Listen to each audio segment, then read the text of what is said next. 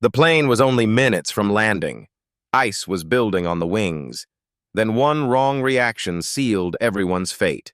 Colgan Air Flight 3407 was a regional passenger flight in the United States that crashed on 12 February 2009 near Buffalo, New York, killing all 49 people on board and one person on the ground, and it became a defining tragedy in modern aviation because it exposed deep problems in pilot training, fatigue, professionalism, and how automation can be mishandled when fundamental flying skills and decision-making break down.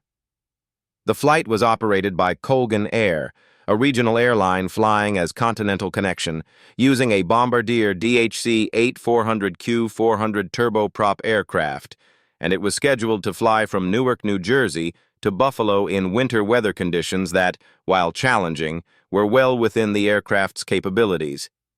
The captain, Marvin Renslow, had more than 3,000 flight hours but relatively limited experience on the Q400, while the first officer, Rebecca Shaw, had about 2,200 hours total and was on her first airline job. Both pilots were fatigued. The captain had commuted overnight from Florida, sleeping in the crew lounge, and the first officer had traveled overnight from Seattle, sleeping only briefly before reporting for duty, a reality that was legal at the time but deeply problematic. As the aircraft approached Buffalo at night, the weather included snow, clouds, and icing conditions, requiring careful speed management and adherence to procedures. The aircraft was on autopilot during the approach, and the crew discussed ice buildup, but their conversation revealed misunderstandings about icing effects and aircraft performance. As the plane slowed during the descent, the captain allowed airspeed to decay below safe margins, failing to monitor it properly, a fundamental error in instrument flying. When the aircraft entered a low-speed condition, the stick shaker activated, warning of an impending aerodynamic stall. Instead of responding correctly by pushing the nose down and adding power, the captain reacted instinctively but incorrectly by pulling back on the control column and reducing power, precisely the opposite of stall recovery technique.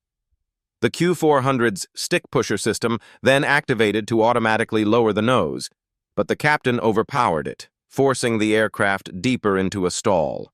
The first officer, rather than clearly identifying the stall and challenging the captain's actions, became confused and passive, offering minimal corrective input.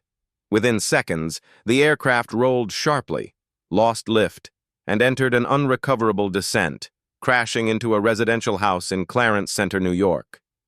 The impact destroyed the aircraft, caused a post-crash fire, and killed everyone aboard as well as a man inside the house, making it one of the most devastating regional airline accidents in U.S. history. The subsequent investigation by the National Transportation Safety Board concluded that the probable cause of the accident was the captain's inappropriate response to the stall warning, but the report went much further, identifying systemic failures throughout the airline industry. The investigation revealed alarming deficiencies in Colgan Air's training program, including inadequate stall recovery training, poor monitoring of pilot performance, and failure to address known weaknesses in the captain's flying skills. The cockpit voice recorder captured disturbing conversations that showed a lack of professionalism, poor situational awareness, and casual discussion unrelated to flight duties during a critical phase of flight. Fatigue was identified as a major contributing factor, impairing both pilots' judgment and reaction time, and the NTSB criticized regulations that allowed pilots to commute long distances and fly while dangerously tired. The accident also highlighted issues with automation dependency, as the pilots relied heavily on autopilot during icing conditions and approach, reducing their tactile awareness of airspeed and aircraft handling until it was too late.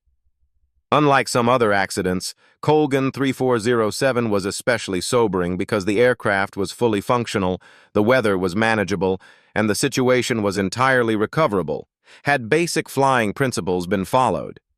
Public outrage following the crash was intense, particularly after families of the victims learned about the pilots' fatigue, low pay, and working conditions, which raised uncomfortable questions about safety standards in regional airlines compared to major carriers. The tragedy became a catalyst for sweeping regulatory reform in the United States. In response, Congress passed the Airline Safety and Federal Aviation Administration Extension Act of 2010, which significantly raised minimum flight experience requirements for airline first officers, mandating an airline transport pilot certificate with 1,500 flight hours, expanded rest and fatigue rules, improved training standards,